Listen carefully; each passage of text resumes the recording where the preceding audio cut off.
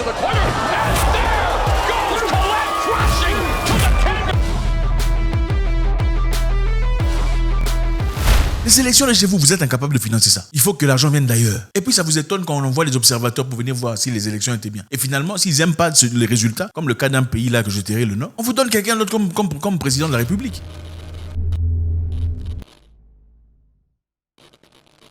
Les amis, l'Afrique aujourd'hui traverse un moment très difficile et beaucoup de personnes ne le remarquent peut-être pas parce qu'on est distrait. La plupart des fois, c'est le football, la Coupe du Monde ou autre chose peut-être. Internet, les nouvelles locales, la comédie, le théâtre et tout le bazar. Je pense qu'il est très essentiel, très important de savoir où on va. Et pour savoir où on va, il faut savoir d'où on vient. On a parlé récemment sur comment on est en train de bloquer des projets d'avenir africains, bloquer le pétrole africain, bloquer le gaz africain, bloquer le bois africain, bloquer le cacao, bloquer le maïs, l'huile de palme, prétextant que c'est la raison du réchauffement climatique. Donc, en d'autres termes, eux, en Europe, en Occident, aux États-Unis, ils se sont fait beaucoup d'argent moyennant ces histoires à travers le caoutchouc. Il y a eu beaucoup de pertes. Ils se sont fait des millions, des milliards de dollars, construire leurs économies et leur situation de vie. Aujourd'hui, que l'Afrique est maintenant capable de produire elle-même ses outillages, on dit que c'est la raison de réchauffement climatique. Comme il y a réchauffement climatique et que c'est la peine de tout le monde, il faudrait que l'Afrique ne produise pas ces éléments. Pour ceux qui n'ont pas suivi la vidéo, je vous encourage de le faire. D'abord, je voudrais vous dire que il est important de comprendre comment on fonctionne. Sur cette chaîne Zach Mwekassa, on parle généralement de géopolitique, des géostratégies, des choses très importantes, très nécessaires, très cérébrales pour ceux qui veulent nous suivre ici. Il y a aussi notre chaîne Votre Frère, là où on se concentre plus sur le développement personnel, la jeunesse,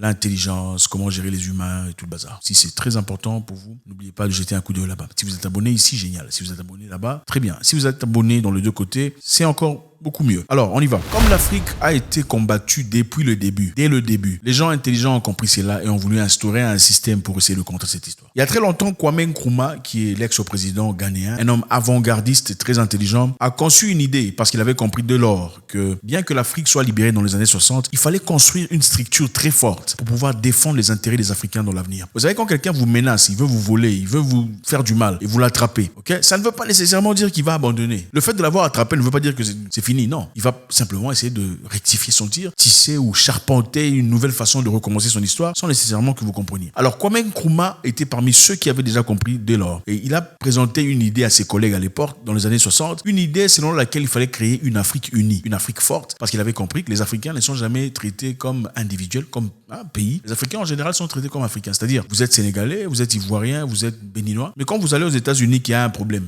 il y a un virus, il y a des gars, on dit quoi? Les Africains. On dit pas les Sénégalais ici, on dit les Africains. Même s'il y a un virus en Ouganda, on dit un Africain. Il y a Ebola en Ouganda, mais il y a un Africain voisin, n'est-ce pas? C'est comme ça. On dit pas que là-bas, c'est en Ouganda, on demande pas votre nationalité. On dit, il y a un Africain, il faut faire attention. Quand c'est pour leur intérêt, nous sommes Africains. Quand c'est pour leur intérêt, nous sommes individuels. Donc, n'oubliez pas que l'Afrique était unie avant leur arrivée. Nous étions des peuples, des tribus qui partageaient beaucoup de choses, qui traversaient, qui se mariaient entre eux, qui ont des cousins ici et là-bas. Voilà pourquoi beaucoup parmi vous avez des cousins dans des pays voisins. C'est ça là. Donc, n'oubliez jamais d'où on vient. On n'est pas nécessairement des pays. On ne l'était pas avant leur arrivée. On était des nations, c'est-à-dire on était des tribus, des clans, des familles, des gens qui partageaient beaucoup de choses. Kwame Nkrumah a dit dans le passé, sans nécessairement sacrifier nos souverainetés, grandes ou petites, nous devons ici et maintenant forger une union politique basée sur la défense, c'est-à-dire les armes, les affaires étrangères et la diplomatie, et une citoyenneté commune, une monnaie africaine, une zone monétaire africaine et une banque centrale africaine. Il poursuivit, nous devons nous unir pour parvenir à la libération totale de notre continent. Nous avons besoin d'un système de défense commun avec un haut commandement africain pour assurer la stabilité et la sécurité de l'Afrique. Nous nous moquerons des espoirs de notre peuple si nous montrons la moindre hésitation ou retard à aborder avec réalisme cette question de l'unité africaine. Donc Kwame Nkrumah avait déjà vu dès le départ qu'il fallait créer des structures africaines, donc une structure forte qui ne sépare pas les gens par les pays, mais une structure dans une forme de fédéralisme, comme aux États-Unis. Donc plusieurs pays, vous gérez vos pays, mais vous êtes en fédéralisme, vous travaillez en commun parce que vous avez des ennemis communs. D'accord? Vous avez des ennemis communs. Et les intérêts, pour être signifiants dans ce monde, il faut avoir des intérêts communs. Donc Kwame Nkrumah a proposé une politique basée sur la défense, c'est-à-dire forger une armée africaine, les affaires étrangères, la diplomatie et une citoyenneté commune, une monnaie africaine, une zone monétaire africaine, une banque centrale africaine. Nous devons parvenir à la libération de notre continent et avons besoin d'un système de défense commun. Il a compris qu'il fallait un système de défense commun parce que l'ennemi est commun. Malheureusement, il a proposé une idée qui était clairement très intelligente. Comme vous le savez, beaucoup de personnes s'y sont opposées. Il y avait deux groupes qui ont émergé à cette époque. Je pense qu'il est important pour comprendre.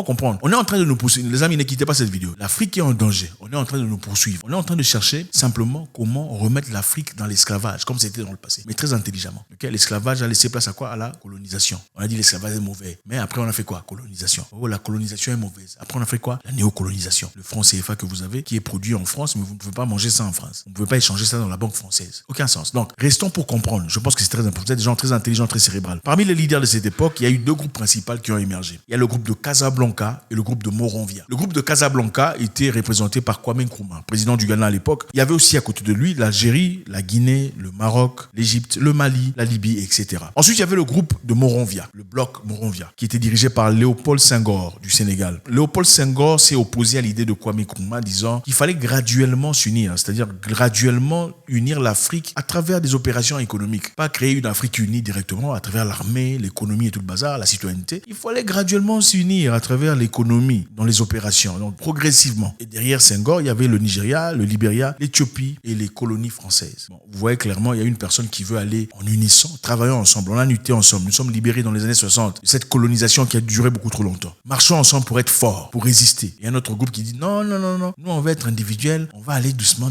on va garder notre pays. Bon, évidemment, certaines personnes pensent que c'était pour leurs intérêts personnels. C'est plus facile de manipuler un petit peuple ou un petit groupe de personnes que de manipuler tout un continent, n'est-ce pas? Si on t'appelle, non, comment ça se fait que les élections ne sont pas vraies? Si tout le monde peut, si 54 pays peuvent t'appeler, c'est difficile à gérer pendant qu'on peut avoir la même opportunité avec un seul pays, n'est-ce pas? Certaines personnes disent que c'est par égoïsme que ce deuxième groupe a choisi de rester seul, c'est-à-dire de travailler seul, pas en unisson, pas comme africain, mais comme individuel, pays individuel. L'idée de Kwame Nkrumah était de créer une banque centrale africaine, une cour de justice, un tribunal de droits de l'homme et un parlement africain. Il voulait vraiment voir l'Afrique merger, il voulait vraiment voir l'Afrique s'unir et se développer, se faire respecter. Avec le temps, on a créé l'OUA. L'OUA, l'objectif était d'encourager l'intégration politique et économique des États membres, d'éradiquer le colonialisme et le néocolonialisme du continent. L'absence de force de l'OIA, comme celle des Nations Unies, a laissé l'organisation sans aucun moyen de faire appliquer ses décisions. C'est-à-dire, l'OIA réunissait les Africains, mais malheureusement, ils ne foutaient rien de concret. On a dit que c'était une organisation où on ne faisait que parler, mais c'était pas, on parlait, mais on ne foutait rien de concret. À la création de l'OIA, en mai 63, il n'y avait que 32 gouvernements qui avaient signé. Et progressivement, d'autres pays ont signé pour faire partie de l'OIA. Après avoir remarqué les incompétences et les insuffisances de l'OIA, on a créé l'Union africaine le 9 juillet 2002 dans son activité principale. L'objectif de l'Union africaine était de défendre la souveraineté, l'intégrité territoriale, l'indépendance de ses membres États. Accélérer l'intégration politique, socio-économique du continent. Défendre la souveraineté, l'intégrité territoriale, l'indépendance de ses États membres. La première question qu'on se pose ici. On a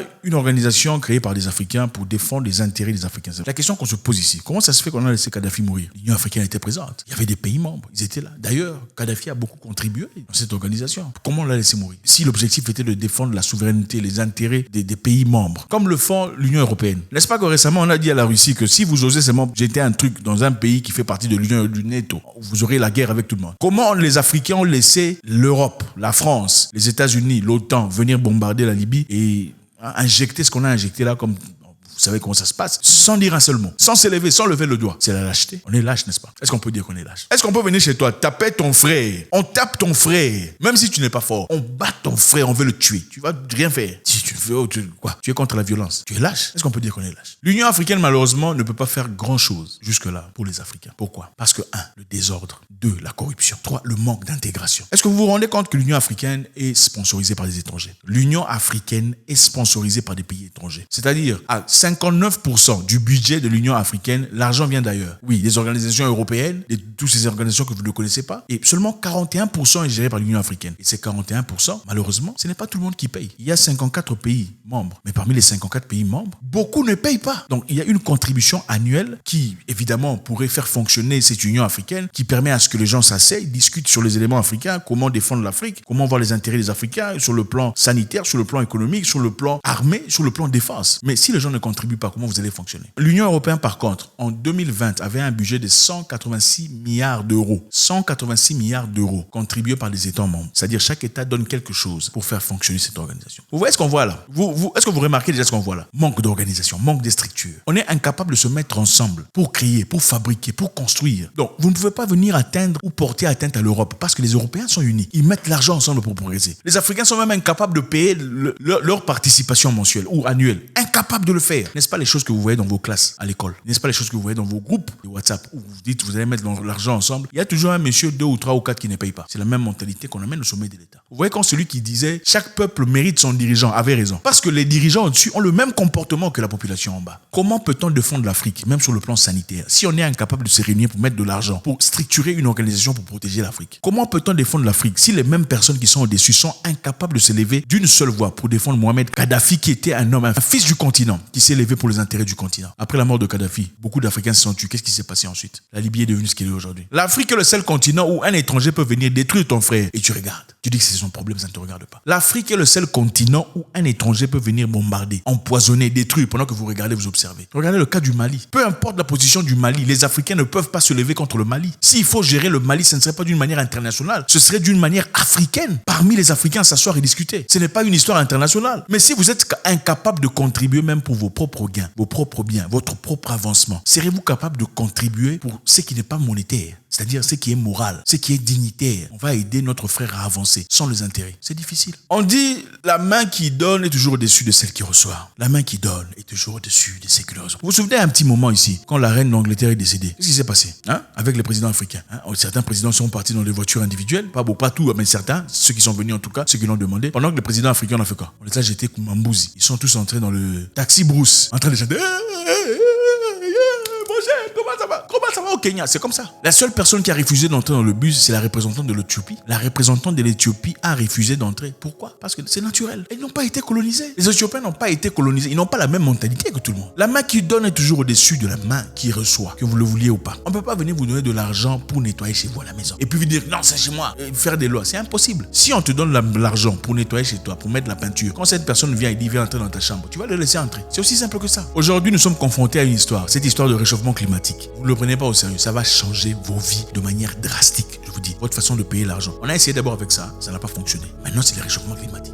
Parce qu'on a trouvé que vous êtes trop malin. Avec le réchauffement climatique, c'est beaucoup plus facile à exécuter. Aujourd'hui, on a bloqué beaucoup de choses en Afrique du Sud. On a bloqué la production de charbon. L'Afrique du Sud est presque dans le noir. 80% de courant électrique de l'Afrique du Sud est produit à travers le charbon. Et il y a 100 000 personnes qui reçoivent de l'argent, un salaire mensuel à travers l'industrie des charbons. Mais ils sont obligés de fermer. Pourquoi? Parce que la main qui donne est toujours au-dessus de celle qui reçoit. On ne veut plus la production de bois. On ne veut plus la production de cacao. Très bientôt. On ne veut plus la production de maïs qui vient de l'Afrique. On ne veut plus la production de café qui vient de l'Éthiopie. Pourquoi? Parce qu'ils peuvent se permettre de le faire. Et ça se décide où? Dans les parlements de l'Union européenne. C'est-à-dire un parlement tout à fait égal au parlement africain que vous avez. Eux décident pour vous comment vous allez évoluer, comment vous allez progresser, qu'est-ce que vous allez utiliser. Et là, ils sont en train de signer des documents qui vont bientôt, s'il y a crise sanitaire, ils vont décider comment vous allez gérer votre santé dans votre pays. Les Africains doivent se lever. Thomas Sankara parlait de la mendicité africaine. Allez demander Kébandé, l'esprit des mendiants. C'est incroyable. Un continent aussi riche, aussi béni. Partons de chaque pays. Regardez, les dictateurs sont assis, des voleurs, des gens incompétents, mais qui sont soutenus par des gens qui attendent quoi? Leur bol de riz. Une petite partie du pain. Je vais aussi manger. Au lieu de s'élever comme des hommes. Avoir une certaine dignité. Cotiser quand c'est nécessaire. N'est-ce pas la même mentalité quand vous sortez avec vos amis? Vous ne voulez pas mettre de l'argent. Vous attendez à ce que celui qui a plus d'argent donne l'argent. Pendant que vous êtes bien habillé, bien parfumé. Les chaussures très chères. C'est la mentalité de vos dirigeants. Ne dites pas nous avons un dictateur. Le dirigeant est similaire à ce que vous êtes. Chaque peuple mérite son dirigeant. Jusqu'à quand l'Afrique? Jusqu'à quand? Jusqu'à quand serez-vous toujours là? À pleurnicher. Oh, nos dirigeants.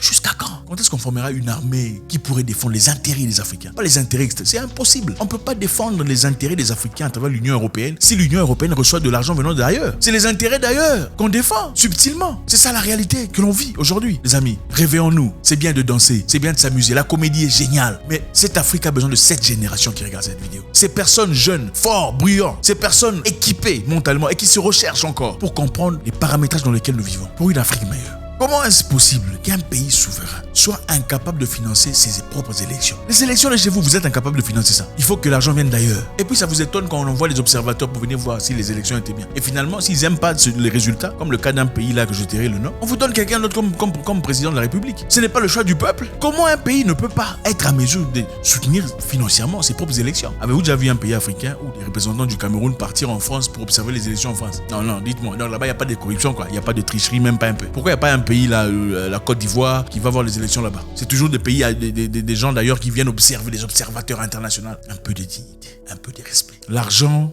doit enrichir tout le monde. L'argent ne doit pas seulement servir pour les intérêts personnels d'un certain groupe de personnes. Kwame Nkrumah avait raison, disant qu'il fallait une défense générale pour les Africains, une diplomatie générale pour les Africains, une structure internationale pour les Africains. Il avait raison. Mais malheureusement, beaucoup de personnes pensaient à leurs estomacs d'abord. God bless.